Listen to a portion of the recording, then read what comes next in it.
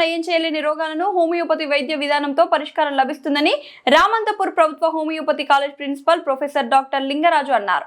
హైదరాబాద్ రామంతపూర్లోని ప్రభుత్వ హోమియోపతి కాలేజ్లో భారత ప్రభుత్వం ఆయుష్ విభాగం సౌజన్యంతో 2 రోజుల పాటు నిర్వహించే హోమియోపతి ఎక్స్పో 2025ను ప్రొఫెసర్ లింగరాజు ప్రారంభించారు. ఈ కార్యక్రమంలో వివిధ పాఠశాలలు, కాలేజీల నుండి పెద్ద ఎత్తున విద్యార్థులు ఎక్స్పోలో పాల్గొని వివిధ స్టాళ్లను సందర్శించి హోమియోపతి వైద్యం గురించి తెలుసుకున్నారు.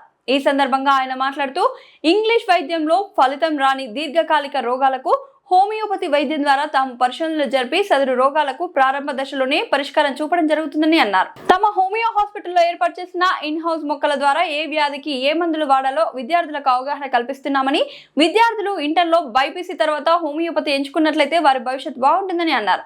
ఈ కార్యక్రమంలో doctor Manilal, IIHP Telangana chapter అధ్యక్షుడు professor Chandrasekhar, vice principal doctor Srinivas Reddy, doctor Rajanichanda, Parthasarathi తదితరులు పాల్గొన్నారు.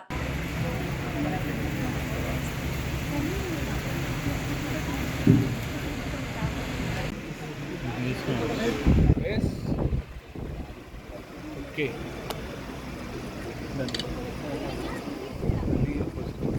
Photo.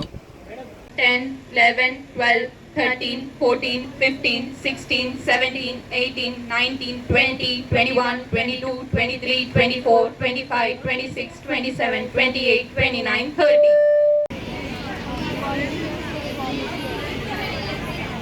Yeah, you are right. The second question, how many compressions should you give before giving rescue? 30. And how many breaths you have to give after each chest compressions? Yeah, 2. Fantastic. You all are CPR ready. పబ్లిక్లో homeopathy అనేటువంటి awareness రావాలి.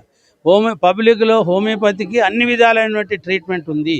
Treatment అనేటువంటిది ఈ రోగము ఆ రోగం అని వాళ్ళంటే కొంతమంది సార్ మీ దగ్గర స్కిన్ బాగుందంట కదా అంటారు, కొంతమంది గ్యాస్ట్రిక్ డిజార్డర్ బాగుంది అంటారు, కొంతమంది లేడీకి సంబంధించిన యూట్రైన్ డిజార్డర్స్ బాగుంది అంటారు.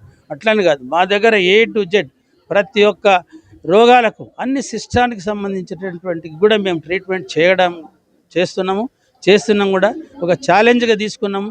అందుకే పబ్లిక్లో ఒక మంచి అవేర్నెస్ కొరకు ఇవాళ నేను ఈ యొక్క హోమియో ఎక్స్పోని కండక్ట్ చేయడం జరిగింది.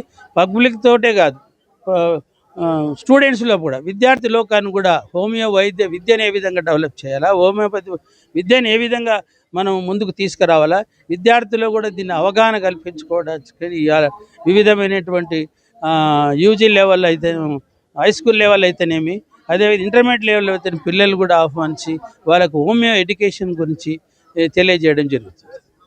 ఓకే.